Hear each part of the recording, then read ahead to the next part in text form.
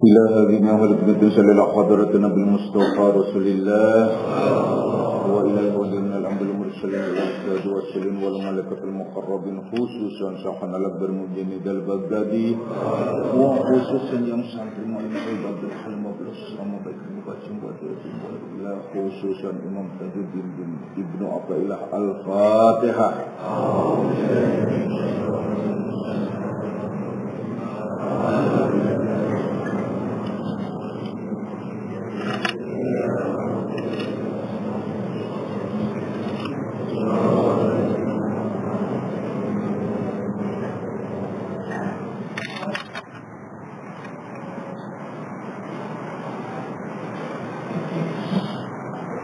Assalamualaikum warahmatullahi wabarakatuh.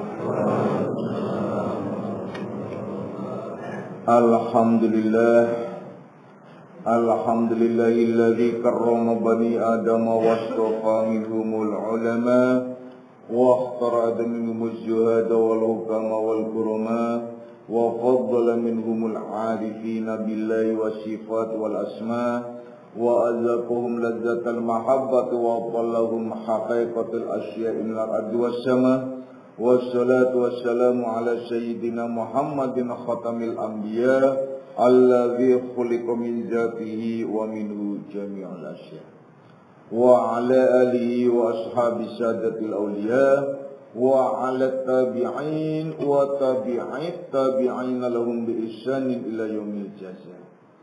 Subhanaka la ilma lana illa ma 'allamtana innaka antal alimul hakim wa la haula wa la quwwata illa billahil aliyyil azim. Amma ba'd. Ma'asyiras salikin, kaum bapak dan kaum ibu jamaah pesantren Akmaliyah, anak-anak rohani aku semuanya, baik yang hadir secara jasmani maupun nafsani, baik yang mendengarkan langsung di pesantren Akmaliyah maupun yang melalui radio online Akmaliyah. Insyaallah mudah-mudahan di malam hari ini kita bersama-sama mendapatkan limpahan rahmah, maghfirah serta hidayahnya. Amin ya rabbal alamin. Anak-anak semuanya, mari kita lanjutkan kajian kita di dalam membahas kitab Syarah Hikam Ibnu Athaillah, di mana kita masih membahas tentang berbagai macam perjalanan orang-orang yang menuju kepada Allah Subhanahu wa taala, termasuk doa pinta seseorang terhadap Allah Subhanahu wa taala yang tentunya tidak akan ada suatu halangan apapun permintaanmu terhadap Allah Subhanahu wa taala atas karunia yang Allah limpahkan kepada hamba-hambanya. Namun juga tidak akan mudah tercapai permintaanmu kepadanya jikalau permintaanmu itu disandarkan pada daya dan upayamu dalam usaha dan ikhtiarnya. Anak-anak semuanya, sebelum kita lanjutkan kajian kita, mari kita bersama-sama jernihkan akal pikiran kita, hati dan jiwa kita. Kemudian kita berdoa juga untuk saudara-saudara kita yang di sana yang sedang kena musibah banjir khususnya.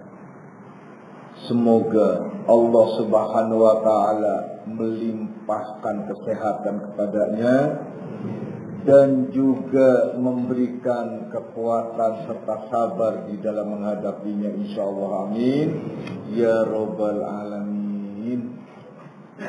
Anak-anakku semuanya, kembali kepada kajian kita.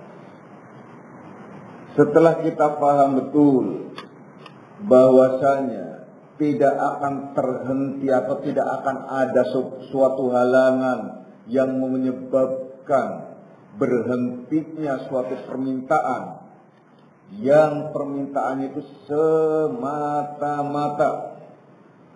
engkau minta, engkau sandarkan permintaan itu atas kehendak karunia Allah Subhanahu wa ta'ala. Tetapi akan menjadi persoalan tersendiri apabila kalian merasa cukup dengan usaha dan ikhtiar kalian, atau permintaannya pun disandarkan dengan kekuatan diri kalian. Intinya begini, kalau kalian mau berdoa terhadap Allah, serahkan semuanya kepada Allah. Jangan kalian memilih sesuai dengan kehendak kalian, apalagi dengan merasa kalian punya kemampuan untuk melakukannya. Itu yang tidak diperkenankan. Serahkan semuanya kepada Allah. Hanya Allah yang bisa memberikan keselamatan dunia akhirat. Hanya Allah yang bisa memberikan kebahagiaan dunia akhirat. Hanya Allah yang melimpahkan karunia-Nya. Jadi Allah pula lah yang tahu mana yang baik untuk kita dan mana pula yang tidak baik untuk kita. Tetapi kalau kita minta itu lebih cenderung pada pola nafsu kehendak kita. Contoh yang paling sederhana, siapa yang tidak suka dengan kekayaan? Siapa yang tidak suka dengan jabatan? Siapa yang tidak suka berlimpahnya kesehatan? Dan banyak lagi. Semua orang berdoa meminta dirinya sehat. Semua orang berdoa meminta dirinya itu berlimpah rezeki, kaya, mendapatkan kedudukan yang istimewa, tidak menjadi rakyat jelata yang nista dan macam-macam. Tapi Allah lain kehendaknya pada diri hamba-hambanya. Tidak semuanya orang itu mempunyai jabatan, tidak semua orang itu menjadi kaya raya. Kalau semuanya menjabat, siapa yang jadi rakyat? Kalau semuanya kaya, siapa yang akan menerima infak zakat? Kalau semuanya sehat, lalu siapa yang akan menjadi dokter? Gak ada. Yang jadi dukun juga gak ada. Semuanya udah sehat. Kalau semuanya baik, apa perlu dibubarkan itu keamanan-keamanan? Tidak, ini dunia yang kehidupannya itu fluktuatif. Grafiknya itu adalah naik turun. Semuanya itu ada pasangannya. Ada baik, ada buruk. Ada kanan, ada kiri, depan, belakang, dan seterusnya. Berbeda di surga. Kalau surga semuanya baik. Semuanya indah, semuanya enak, semuanya itu. Tapi kadang-kadang juga bisa pikir-pikir apakah monoton ya. Baik, terus jadi nggak ada gairah gitu loh. Seumpamanya. Tapi tidak, berbeda tentunya di sana. Di surga berbeda, semuanya baik, semuanya indah, semuanya tidak ada intrik-intrik. Apalagi intrik politik, intrik hasud, intrik cemburuan, intrik tidak ada. Yang adalah senang, saling menyenangkan, ridho, saling meridoi, dan saling memberi, dan saling mengasihi, dan semuanya lengkap. Yang paling unik di surga ialah semua kita itu sama. Artinya seumuran. Bentuk wujud kita itu seumuran. Kebayang gak sih kalian? Kalau cicit kalian, kalau kalian hidup pernah ngalamin ada buyut atau cicit. Sementara di sana sama. Gitu. Dewasanya sama. Yang wanita dan yang laki-laki. Begitu kakek buyut kalian semua sama juga. Jadi gak ada istilah tua dan muda. Indahnya gitu loh. Jadi kalian nggak bisa membedakan umurnya cucu kalian dengan kakek kalian. Nggak bisa membedakan. Sama. Wajahnya tuh sama. Bentuknya sama. Jenjang-jenjang. Kemudian perutnya agak gendut-gendut. Pinggangnya, enggak bulat. Wah, udah. Pokoknya indah, cakep. Semuanya jadi jenjang, jadi tingginya itu adalah ya jiknya. Jadi tingginya mungkin kalau di ukuran kalian sekarang itu ukuran kalau wanita itu sekitar di 170 sampai 175, laki-lakinya adalah 175 sampai 180, jenjang-jenjang. Tapi enggak gembrot-gembrot kayak Pak itu, enggak ada di sana, surga enggak ada. Enggak ada yang kayak gitu tuh, enggak ada. Cakep deh, pokoknya badannya kayak saya lah kalau lihat. Nah, kita lanjutin aja. Jadi, maksudnya bahwa keindahan di sana itu adalah istimewa sekali. Ya. Kalian jangan meminta sekedar kesenangan di dunia, tapi di akhirat itu yang paling istimewa. Nah, itu kajian pada Ahad ya, pada malam Sabtu yang lalu. Kita lanjutkan kajian berikutnya. Iya, min alamatin nujhi fin nihayatir ruju'u ilallahi fil bidayati. Min alamatin nujhi fin nihayatir ruju'. Jadi suatu atau sebagian dari tanda-tanda yang lulus, yang sukses seseorang itu pada akhir perjuangannya itu ialah jika ia kembali atau jika selalu bertawakal, rujuk kembali kepada Allah, maksudnya menyerahkan kepada Allah Subhanahu wa ta'ala sejak mulai perjuangannya. Wah, ini udah rumit ya. Kalau dilanjutkan ya, di berikutnya itu menyebutkan man asraqat bidayatuhu asraqat nihayatuh. Siapapun yang terang atau siapapun yang terang ya, maksudnya waktu dengan taatnya itu jadi seorang salih. Siapa yang diawali dengan kebaikan itu lebih ke sana maksudnya.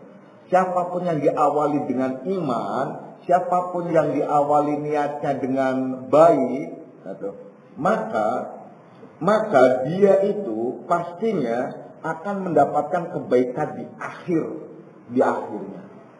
Jadi awal dan akhir. Ini kaitannya dengan perjuangan tadi, kaitannya dengan awal tadi. Jadi di sini yang dikehendaki min alamatin nujhi fi nihayatir ruju' ilallahi fil hidayah. Jadi satu tanda-tanda atau sebagian tanda-tanda, suatu tanda, sebagian tanda dari orang-orang atau dari seseorang yang akhir perjuangannya itu dinyatakan lulus ialah jika ia selalu menyerahkan dirinya kepada Allah Subhanahu wa ta'ala mulai dari awal perjuangannya, mulai dari awal merangkainya, mulai dari awal melangkahnya. Jadi mulai dari awal melangkahnya ia sudah menyerahkan kepada Allah, ia sudah bertawakal kepada Allah Subhanahu wa ta'ala. Karena bertawakal kepada Allah itu tidak melalui perantara apapun, itu hanya kepada Allah Subhanahu wa ta'ala. Intinya ialah di dalam perjuangan apapun, seperti Bapak jelaskan, hidup itu perjuangan. Di dalam perjuangan itu ada resiko ujian dan cobaan. Di dalam resiko ujian dan cobaan itu harus kita berani menerapkan sikap hati kita dengan sabar dan tawakal kepada Allah Subhanahu wa taala, menyerahkan sepenuhnya hanya kepada Allah Subhanahu wa taala. Menyerahkan sepenuhnya kepada Allah Subhanahu wa taala itu mulai dari awal perjuangannya. Makanya Allah Subhanahu wa taala mengajak kepada kita semua, firman-Nya sering Bapak bacakan yang berbunyi, A'udzubillahi minasyaitonirrajim, Bismillahirrahmanirrahim. Ya ayyuhalladzina amanu, wahai orang-orang yang beriman. Hal adullukum ala tijaratin tunjikum min azabin alim. Maukah kamu aku kasih tahu suatu bisnis di mana bisnis itu akan melepaskan hatinya, maksudnya bisnis itu untuk dirimu itu akan melepaskan, akan terlepasnya dirimu dari bencana yang sangat pedih. Apa? Nah, ini persoalannya. Maka proses untuk tawakal itu bukan berarti tawakal pasrah bongkoan yang fasik, yang diam. Tawakal di sini adalah penyerahan terhadap Allah dalam sikap hati yang disebut akidah. Dalam perjuangan apapun kita serahkan kepada Allah. Di dalam melangkah apapun kita serahkan kepada Allah. Sebagai contoh saja sederhana. Pada saat kalian keluar rumah, bahkan kita disuruh berdoa, yakni Bismillahi tawakkaltu alallahi la haula wa la quwwata illa billahil aliyil azim. Adapun doa-doa lanjutannya Allahumma jri dan macam-macam itu adalah doa-doa berikutnya. Jadi intinya doa yang utama kalau kalian keluar rumah mau berjuang ialah Bismillahi tawakkaltu alallah. Bismillah, dengan namamu ya Allah, aku serahkan semuanya hanya kepada Engkau ya Allah. Saya tidak punya daya dan upaya dalam bentuk apapun. Nah, ini sesuai muafakat ini pada panggilan Allah. Saat Allah menyatakan hayya 'alal falah, mari kita meraih kemenangan. Dengan kata ayo kita berjuang untuk mendapatkan kemenangan. Apa jawab kita? La haula wala quwwata illa billahil aliyil azim. Tidak ada daya dan upaya kecuali dengan daya dan upaya Allah. Berarti kita menyerahkan sepenuhnya kepada Allah Subhanahu wa taala, tapi kemudian jangan kalian pelintir, jangan kalian eksploitir dalam pengertian la haula wala quwwata illa billahil aliyil azim. Dalam pengertian tawakal kalian kepada Allah Subhanahu wa taala, yang akhirnya kalian cara menyerahkan dan tawakalnya itu adalah persis kayak orang fatalis atau disebut Jabariyah, di mana ia menyerahkan sepenuhnya kepada Allah tanpa ada usaha dan ikhtiar. Sementara ini diawali dengan perjuangan.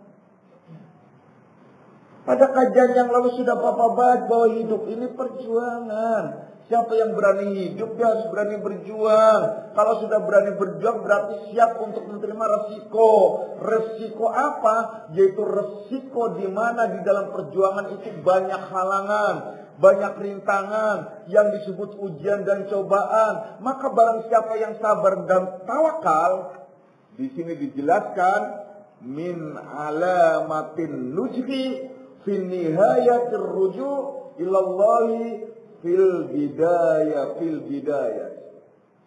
Jadi tanda-tandanya orang yang lulus dari ujian dan cobaan tersebut ialah pada saat ia menyerahkan, bertawakal kepada Allah, menyerahkan sepenuhnya kepada Allah, mulai dari awal perjuangan hingga akhirnya. Itu yang dikehendaki. Oleh karenanya berikutnya menyatakan man asraqat bidayatuhu asraqat nihayah. Jadi kalau orang dari awalnya itu sudah dengan iman, cahaya iman, menyerahkan diri kepada Allah, maka pada saat nihayahnya, terakhirnya dia akan mendapatkan sesuai dengan apa yang ia tuju. Ini yang disebutkan bahwasanya innamal a'malu binniyat. Semua perbuatan dan pekerjaan apapun akan berhasil sesuai dengan niatnya. Dari awalnya niatnya apa sih? Yaitu niatnya dalam proses penyerahan diri kepada Allah Subhanahu wa Ta'ala, bahwa ia adalah mengharapkan sesuatu, tapi harapan terhadap sesuatu itu diserahkan kepada Allah seraya apabila diucapkan kalimatnya. Contohnya begini kalimatnya. Ya Allah, saya ini sudah lama banget jadi janda. Ini contoh, ya udah kalau janda nanti ada yang tersinggung. Ya Allah, saya sudah lama banget jadi duda. Rasanya ya Allah, saya kepengen punya istri lagi. Tapi saya serahkan kepada Engkau, pilihkanlah istri sesuai dengan kehendak Engkau ya Allah. Itu namanya niat yang baik dan benar. Pada saat didatangkan istri, benar, dia terima. Ya Allah, ternyata ini yang Engkau kirim ya Allah. Sebenarnya maksud saya sih jangan gini-gini banget. Ya saya nyerahin sih maksudnya yang cakep, yang ini, yang datangnya. Aduh, saya pikir. Nah, tapi kan Allah menjelaskan di dalam surat Al-Baqarah. Menjelaskan budak hitam itu lebih baik bagimu ketimbang wanita yang menarik hatimu dan cakep atau apa-apa. Sakit hati kembali. Kalian kalau pengen aman hati kalian punya istri, jangan cakep-cakep. Percaya. Bila mana perlu yang jelek. Karena apabila kalian tinggal seperti motor jelek, nggak pakai SIM, nggak pakai apa-apa, udah kelihatan nggak apa-apa, nggak bakal ada yang ambil. Coba kalau motornya cakep, kelihatan nggak kan kelihatan, dikunci saja bisa dicuri orang. Tuh, kalian mau motornya dicuri atau tetap ada pada kalian? Pilih. Ya maksudnya cakep tapi selamat, karena itu yang benar. Nah. Kalau semuanya cakep, terus kalian siapa? Cakep itu relatif. Ya. Cakep itu relatif pada kalian. Wanita yang menarik itu adalah bukan karena cakepnya, tapi dia mempunyai energi khusus. Bagi kalian wanita, jangan mengandalkan kecantikan kalian. Kalian punya potensi, di mana potensi itu bisa mengikat laki-laki. Potensi apa contohnya? Bisa masak sayur. Kan suami bisa berbayang-bayang terus mau makan di luar, enakan sayur suami, istriku semuanya. Atau bisa apa gitu, atau bisa meremelek seumpamanya. Kayak boneka kecil-kecil gitu. Itu bisa terbayang-bayang tuh. Suami itu akan nyangkut pada satu titik di mana kalian tidak sadar pada titik itu. Benar. Saya sendiri, ini saya sendiri ya, tidak pernah tertarik pada istri. Enggak, saya begini. Ada satu poin di mana poin itu adalah menjadi sebuah ingatan khusus. Jadi ingatan khusus. Jadi yang pernah Bapak jelaskan pada kalian juga seperti ini, itik ya. Itik apapun dia, pertama kali yang dia lihat sugestinya sama dia. Entah itu dia induknya atau bukan, pokoknya dianggap induknya aja. Jenisnya sama atau tidak, masa bodoh itu aja. Semacam itu. Coba kalian ambil telur burung umpamanya. Telur burung tetesin ke ayam. Dia nggak akan terbang-terbang. Ngikutin ayam itu. Induknya juga masuk. Dia bisa kepak-kepak terbang, induknya teriak-teriak. Disangkanya anaknya kabur. Gitu. Itu contoh sama. Nah, si anak ini tetap menganggap bahwa ayam itu adalah sebagai induknya. Nah, pada saat seorang suami melihat sesuatu yang baru dia melek, di situ akan menjadi sebuah kenangan khusus yang tidak akan mungkin terlupakan. Itu makanya kalian apa yang bisa kalian lakukan? Tapi nggak bisa dikarang. Kalian harus potensi kalian sebagai wanita itu harus dimunculkan. Apa sih potensi kalian? Energi yang khusus. Begitu juga laki-laki. Kalau laki-laki nggak perlu macam-macam, yang keluar-keluarin apa? Yang penting ngasih uang banyak. Wah, udah langsung itu. Laki-laki mah apa sih? Tanggung jawab. Tugasnya laki-laki tanggung jawab, melindungi, menyelamatkan, selesai. Nah, tugasnya wanita ialah bikin menarik suaminya.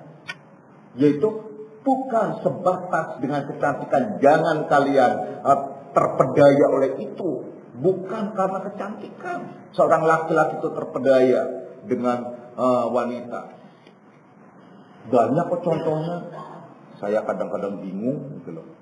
Orang-orang Eropa, orang-orang bule datang ke Indonesia. Ya Allah, istrinya memperistri wanita Indonesia. Oh, yang hitam, yang kurus, yang kayak nggak makan seminggu, gitu loh. Ya ampun, udah lusuh, kusem begitu. Ditanya apa dia sederhana, jawabannya. Kalau yang cantik-cantik, terus ya diacak-acak orang.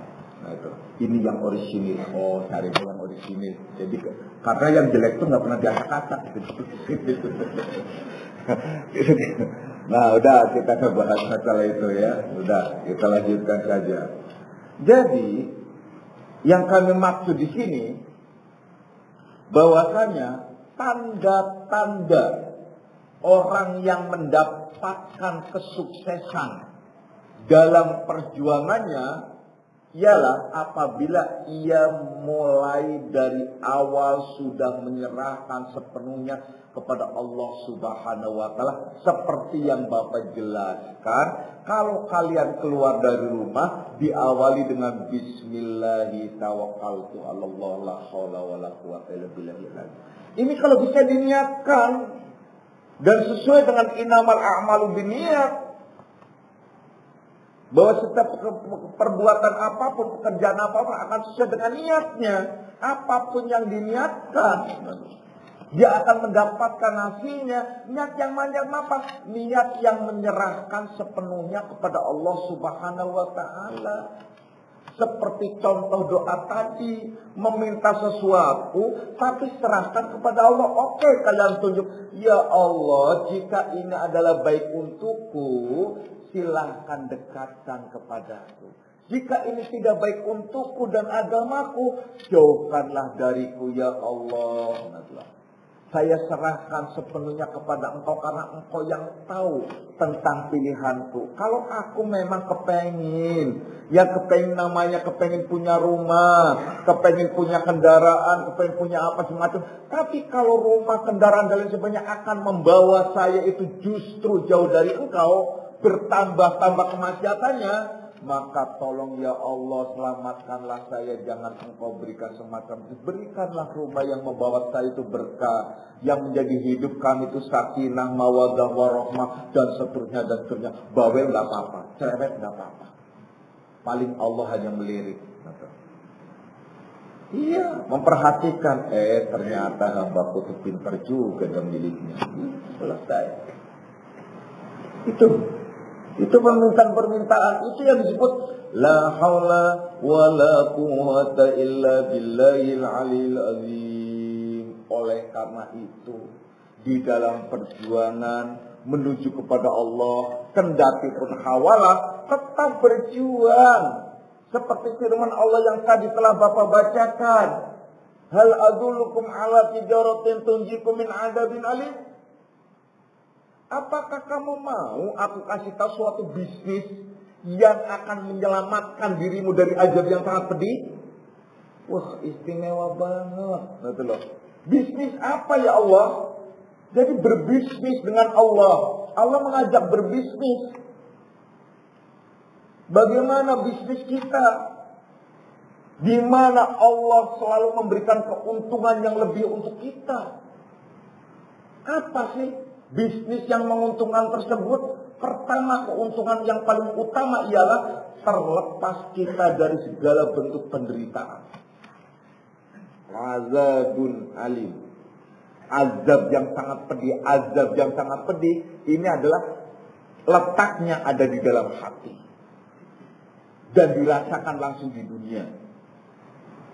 Makanya kalau azabun alim itu terkait juga dengan pengertian azabnya orang-orang yang munafik, yang pembohong. Orang yang pembohong hatinya itu rusak, ada penyakit, maka ditambah lagi penyakit oleh Allah dengan azabun alim. Coba deh, kalau orang yang bohong itu kan suka melipir. Kalau ketemu orang yang dibohongin, dia langsung melipir. Persis kayak tikus nying-nying. Melipir itu, larinya itu. Ketakutan dan macam. Kenapa?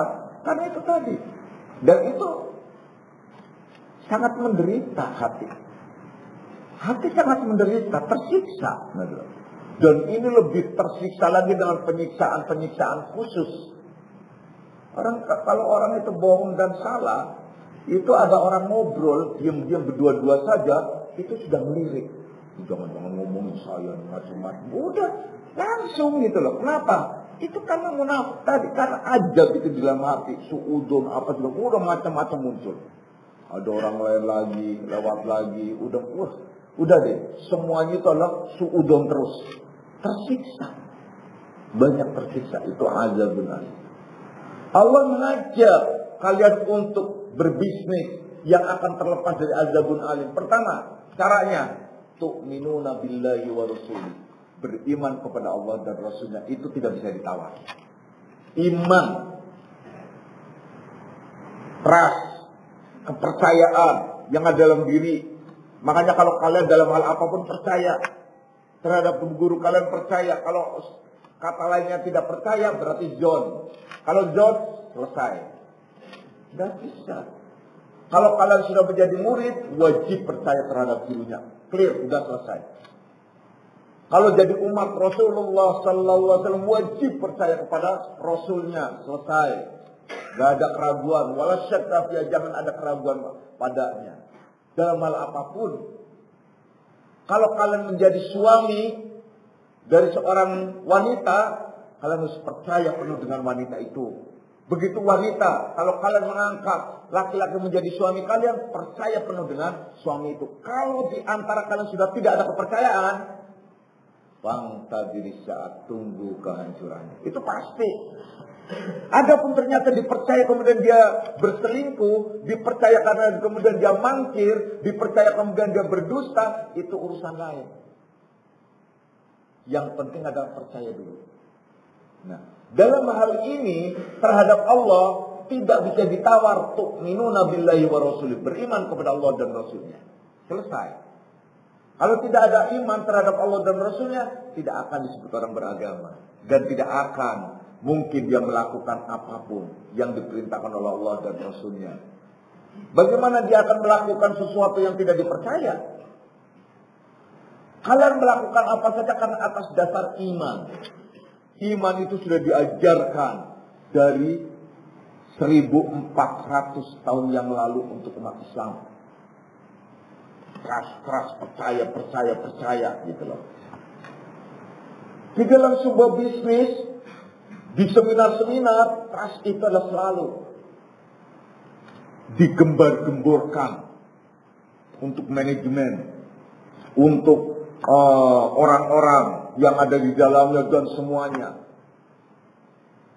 Karena dalam bisnis adalah inti ruhnya bisnis ialah saling percaya.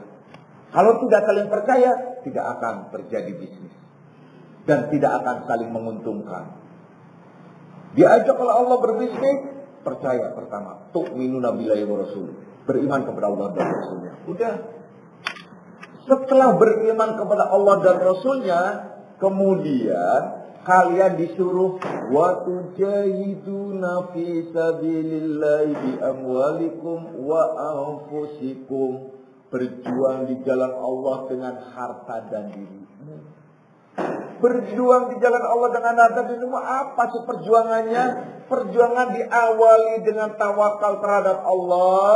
Dan diakhiri kalian juga tawakal terhadap Allah. Maka apabila kalian sudah diawali dan tawakal Allah, di sini dijelaskan oleh mu'alif bahwa tanda-tanda orang yang lulus, orang yang sukses dalam perjalanannya itu yang diawali dengan tawakal kepada Allah hingga akhirnya.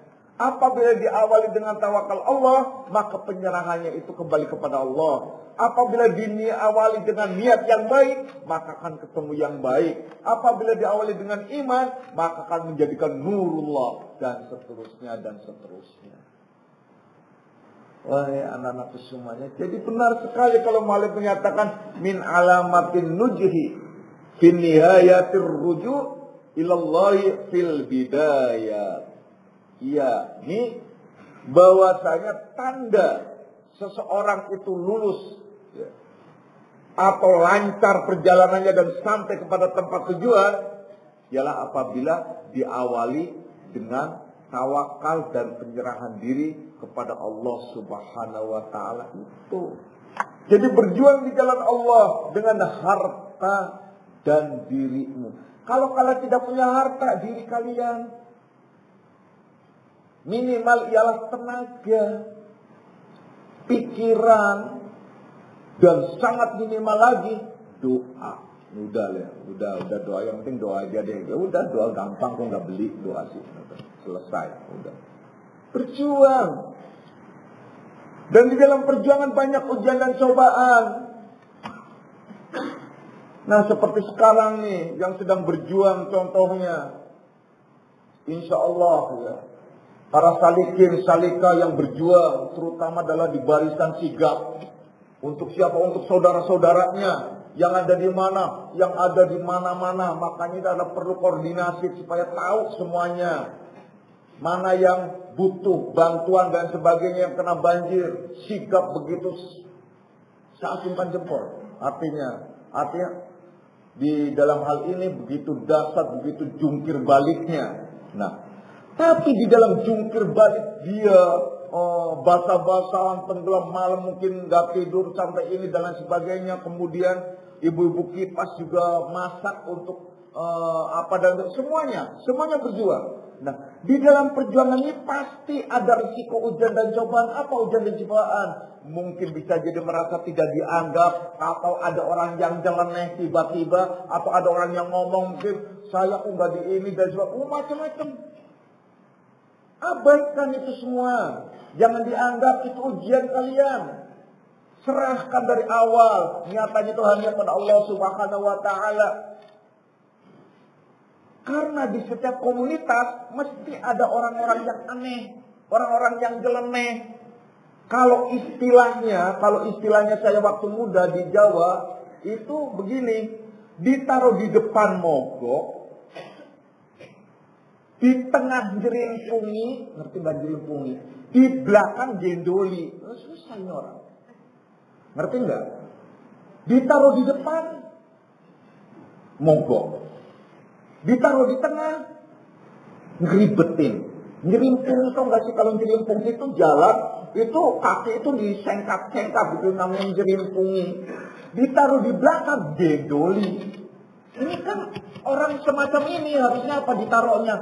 Di bawah dasarnya batu, atasnya batu. Baru diemin. Ribet ini orang-orang begini kalau mau ngikutin nafsu, gemes rasanya. Gemes. Ini enggak, gitu. Gabung enggak, tapi hanya ngomong. Gabung enggak, tapi hanya ngomong cuap-cuap. Abaikan semua itu, berjuang terus menuju kepada Allah dan terus berjuang. Yang penting adalah perjuangan itu banyak tentunya, jungkir balik dan banyak sekali. Makanya nanti saya ajak kalian, pokoknya kalian siapa di antara kalian yang bawa uang sekarang taruh untuk apa? Untuk ini nih, ini berjuang ini bukti perjuang. Pokoknya kalian yang bawa uang, yang penting buat cukup pulang. Kalau nggak bawa uang, transfer. Sekarang butuh apa itu? Soalnya sekarang ini akan dibutuhkan nanti pasca banjir. Itu macam-macam. Saya lihat tadi, ada yang kasurnya udah kelelep, udah rumahnya gitu, kasurnya kelelep, semuanya pada ini, semua. Bahkan tuh kaos, baju-baju saya keluarin semua sebab besar gitu. Dua dulu berapa karung-karung itu dari Bani Hizbul. Dari Bani Hizbul sendiri adalah mengeluarkan kasnya itu 25 juta. Sudah, dari BM Pas itu adalah 15 juta. Itu cuma adalah BM Pas ya pengurus gitu loh. Jangan kemudian kalian dapat, ini pengurus pun gak cawe-cawe. Saudara, ini orang tuh buta atau gimana gitu loh ya. Ini contoh gitu. Itu sudah. Mungkin adalah bisa jadi nanti tambah lagi dan sebagainya. Itu contoh. Nah kalian pokoknya yang keluarin dompetnya ada berapa taruh gitu aja. Buat pulang cukup ongkos saja belakang. Bapak tega amat kagak gitu. Nah udah, kalau enggak udah transfer biasa karena dibutuhkan. Aku sudah pesan, ada yang pesan pompa jet pump, pompa jet saya tarik ke sana, ini saya tarik ke yang semi jet pump aja, jangan jet pump banget, nanti nggak kebagian yang lainnya. Nah, inventarisir nanti cuma utamakan untuk salikin salikah. Ini utamakan untuk salikin salikah. Kita amalkan sekarang kal jasadil wahidah atau ruhama benahum. Jadi Bani Hizbul itu ada kas, makanya kas infak itu dikumpulin ya semua yang sudah mampu, termasuk yang kecil-kecil anak kita adalah setiap dapat uang jajan itu adalah dimasukkan infaknya, itu adalah satu pelajaran. Membiasakan untuk sharing, membiasakan untuk berbagi, membiasakan untuk mengamalkan agama. Makanya nah itu salah satu contoh. Jadi Bapak tuh tidak hanya cuap-cuap ngomong, apa yang Bapak katakan ya Bapak kerjakan, bahkan Bapak berikan, kasih tahu. Termasuk anak-anak dan keluarga semuanya.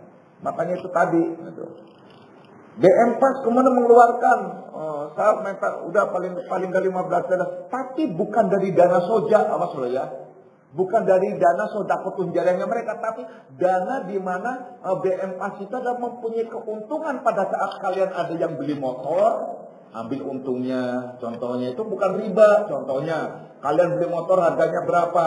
Harganya 10 juta contohnya. Nah, BM Pas itu beli di tempatnya adalah 9 juta. Maka 1 juta BM Pas jual terhadap salikin. Silakan kalian mau dicicil atau apa, itu halal. Namanya jual beli, ya, bukan riba, gitu loh. Yang penting adalah tetap harganya sama dengan umum.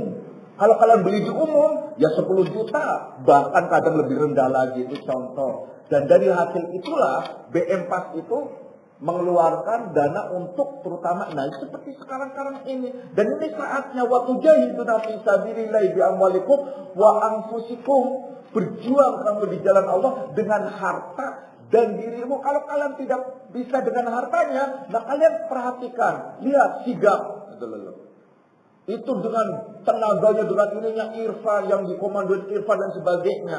Jadi kan satu komando, jangan banyakkan komando, ribet nanti, bingung. Satu komando, satu pintu mana, arahkan semuanya jalan supaya kena semua, inventarisir. Nanti pasca banjir contohnya mereka. Ini kesempatan.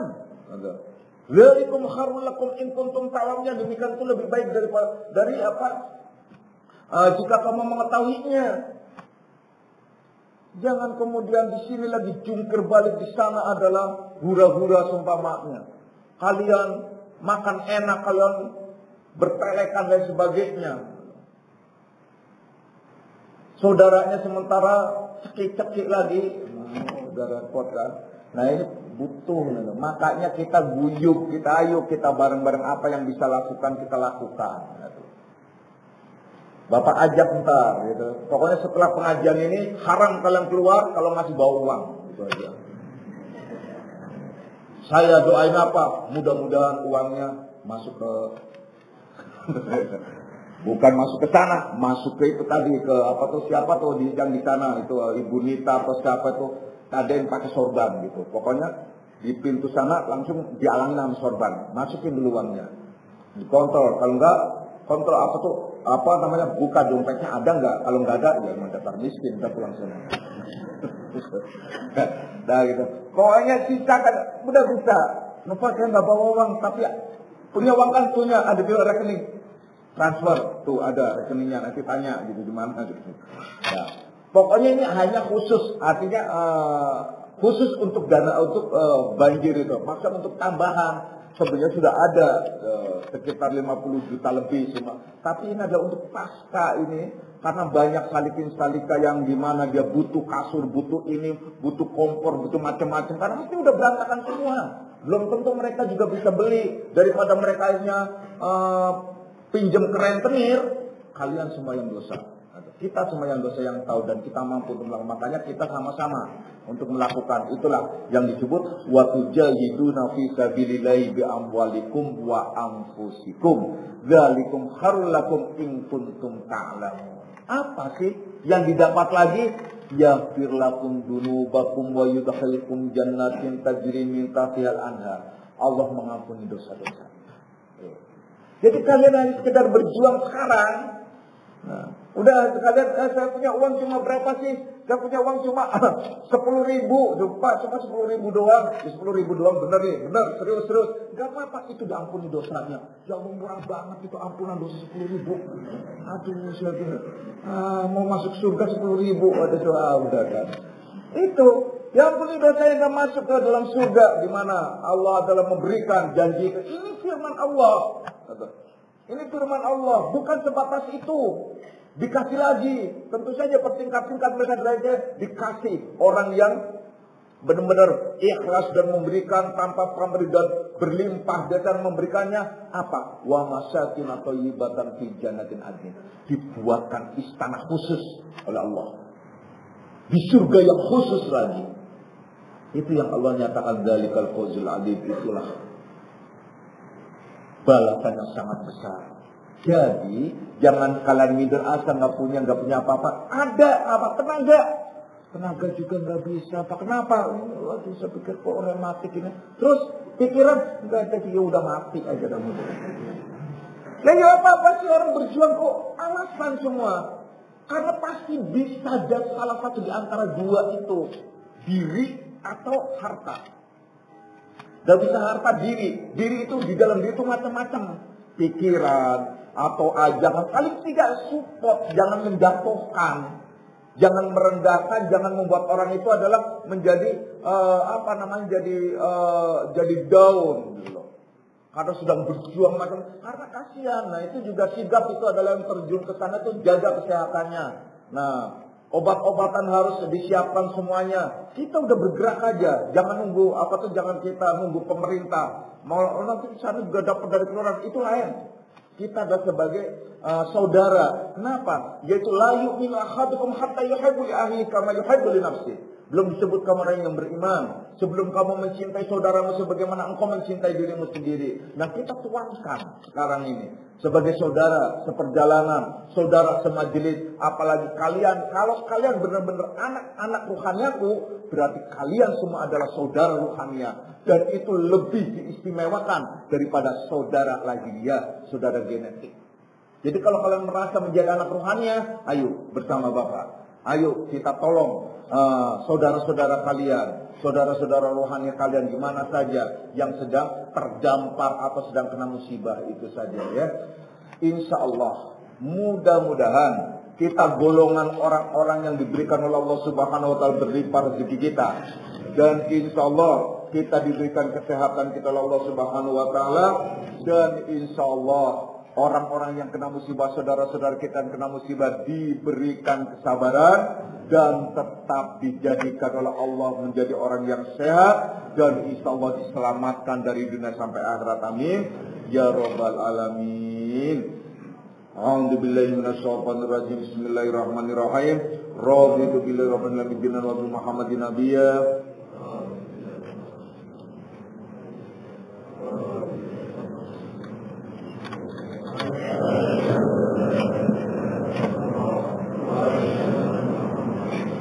Hadanallahu wa iyyakum ajma'in wa lakum minkum assalamu alaikum warahmatullahi wabarakatuh.